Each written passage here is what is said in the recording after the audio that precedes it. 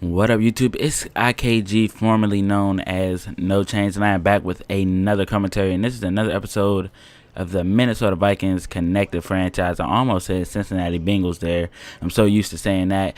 But we're going to start it off with a media question. Of course, being a long-time fan, I'm going to get a lot of criticism and a lot of doubters about my abilities to run this team. But I'm going to go ahead and choose the response that says, I would simply say if we're winning, no one is going to be concerned about how I'm running the team. And that's just out to all the doubters, the people that think that being a fan is completely different than being an owner, which is true, but I have the ability to do both, be a fan and then come in and be an owner. Like I said, I know it's totally different. But without further ado, let's get into this first preseason game versus the Houston Texans. And one thing I really want to evaluate coming into this first preseason game with the new roster is trying to figure out how the offense runs while using the pistol offense. And I want to see just how effective Josh Freeman and Adrian Peterson can be as a duo in the backfield. I'm looking for something similar to Marshawn Lynch and Russell Wilson, and more so even RG3 and Alfred Morris. Alfred Morris is a very good running back, very underrated still, I think. Even this year, after he had like the second most yards in the league last year in his rookie year after being a 6th-round draft pick. But look at Arian Foster just shredding tackles all over the place. Finally gets brought down by the legs, and they will be set up with a new set of downs. But yeah, like I'm saying, Alfred Morris and RG3, those guys really took the league by storm last year, and I want to do something similar to that. Of course, Josh Freeman is not as athletic or as fast as RG3, but we do have even better of a running back in Adrian Peterson, and you guys are going to see him get a lot of carries this year. As you guys see, they're going to be focusing on the run a lot this year, and we're going to run a play action with Josh Freeman, and he's going to get a good 13 yards on that play. So that's his first play as a Minnesota Viking in this owner mode. And back to pass again, he's going to find Jerome Simpson, and him and Cordarrelle Patterson are going to be fighting for that second wide receiver spot. And we're going to bounce it out to the left side with Adrian Peterson, and I'm going to love playing with this guy as he gets us down to the 22-yard line. But yeah, like I'm saying, the second receiver spot is up for grabs, and I'm really a big fan of Jerome Simpson.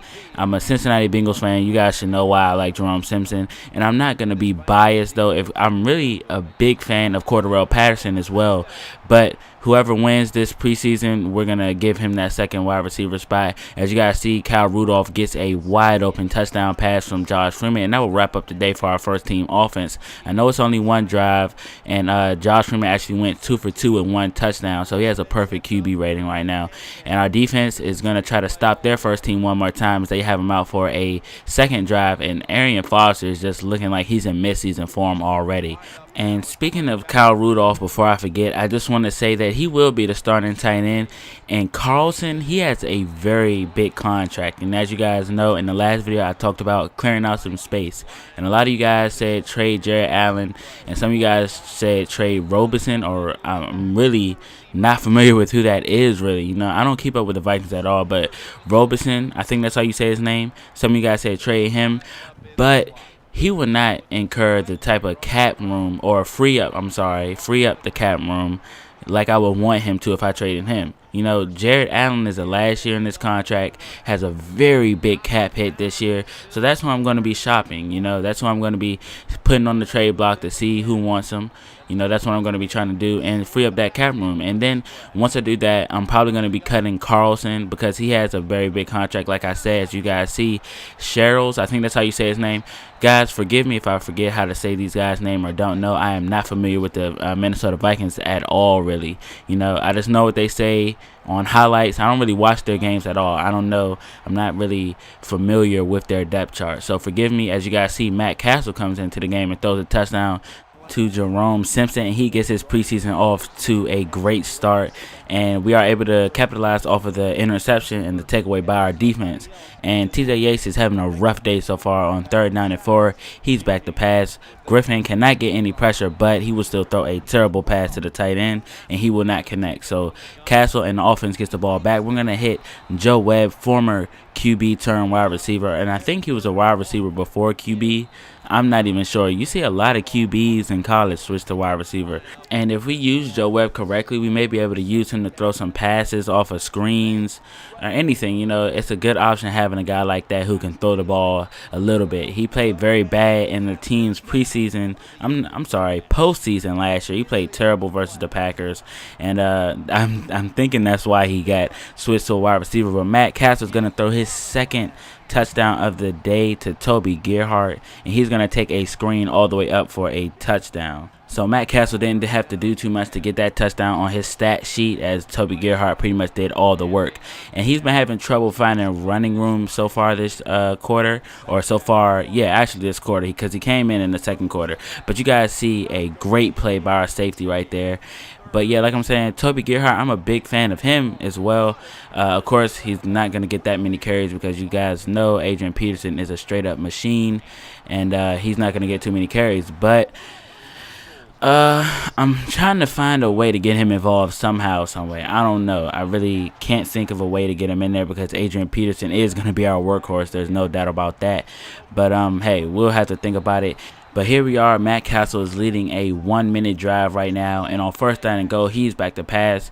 Nobody really open. He's going to roll out and try to hit Khalil in the back of the end zone out of the goal line formation. And it will be picked off by Mac. So that's not something we want to see from Matt Castle. Getting all the way down there, then turning it over. That's not a good sign for Castle. But he did throw 2 touchdowns prior to that play. So no big deal. He just has to improve on taking care of the ball in the red zone.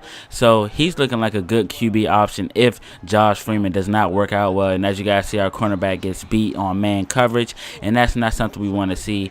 But I did not mention finishing out the game, or the rest of this exhibition game, will be Christian Ponder. And he threw a very bad pass when he was in. That was his first pass of the day. And here he is again on 3rd down and 4. He's going to throw a very nice pass to Jerome Simpson. And he is just showing off today. He's doing great.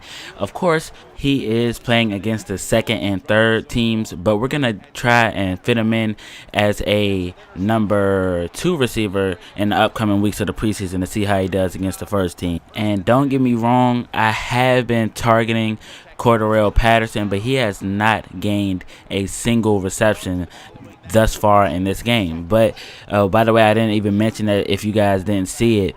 Christian Ponder did throw a red zone interception just like Matt Castle. So, hey, both of these quarterbacks just got to work on red zone efficiency. And we're going to try to see what Josh Freeman can do for longer than 2 passes or longer than 1 drive next week. And we're going to be having him in for probably a whole half. I'm not sure if I want to do that or not, but I'm thinking a whole half will be good for him, and I want to see his real ability because the 2 passes that I threw with him were wide open receivers or easily thrown balls, like the Rudolph touchdown, that was wide open. And then there was a pass to Jerome Simpson. That was just over the middle. And you guys see, speaking of Jerome Simpson, he's going to get a nice reception right here. And he has 87 yards on the day right now. And the Vikings have not scored since the second quarter. So they went the whole entire third quarter without a score. So I don't know if that means that Christian Ponder is not a good quarterback. As you guys see, he will be picked off for the second time today by the same guy. He is making McCain look like prime time. So they get a chance to tie the game or take the lead. We have to see what the Texans do. I must admit that I was a little bit disappointed when I was playing the Texans here in the preseason because I wanted to see a little bit of Case Keenum, here in this game, at least at one point. It is disappointing that Madden does not even put in a 3rd string QB. You have to do it manually, and the other team just goes with 1st and 2nd string. I really don't like that. That's just something small I would like to see improved. As you guys see, TJ Yates will throw a bad pass on 3rd down and will be forced to take a field goal. And that would tie the game up at 24. This Vikings offense has to get going if you want to get a win here in exhibition play. And we're going to go right back to that screen that Toby Gerhardt scored off of earlier. And he gets another big play. And he gets us all the way down to about the 11-yard line right there. He has 96 receiving yards. And then we're going to throw a touchdown to Cordarrelle Patterson. So that would give us a 7-point lead. Or, 7-point lead, actually. I'm sorry. It was tied at 24. My bad. I almost had like a brain cramp right there. And TJ Yates and the Texans offense is going to have a chance to get a touchdown to tie the game up and take it into overtime, and they're going to go for a screen of their own. Theirs only goes for a gain of 10. However, it does pick up a set of new downs, and on first down and 10, they're going to hit Graham, and they get into Vikings territory on the 49-yard line. And second down and 7, TJ Yates is back to pass, moving around, going to find Graham again, and he is just tearing apart our defense, playing like Jimmy Graham rather than whatever Graham that is right there. And they have Andre Johnson in the game right now. They are just absolutely desperate for this win, and they get a first down and goal right here. TJ Yates rolling out to the right side, gonna be picked off by Cole in the end zone, and he's gonna dive and go down, and that will close out the game for the Houston Texans. And the Minnesota Vikings get a win in front of their home crowd in this exhibition game, so they go 1-0 in preseason play. And that was a very, very poor decision by TJ Yates, and that pretty much just summarizes his whole day. He had a very bad day, 2 interceptions on the game. He did have a chance to go into overtime, but he messed that up, and you really don't like to see preseason games going to overtime. A lot of people don't, but Toby Gerhart, although he had trouble finding room for the most part, he averaged about 3 yards per carry, a 3.2 maybe, something like that per carry, and he also had 96 receiving yards. So the best QB rating for the day is Josh Freeman, but he only was in for 1 drive and threw 2 passes.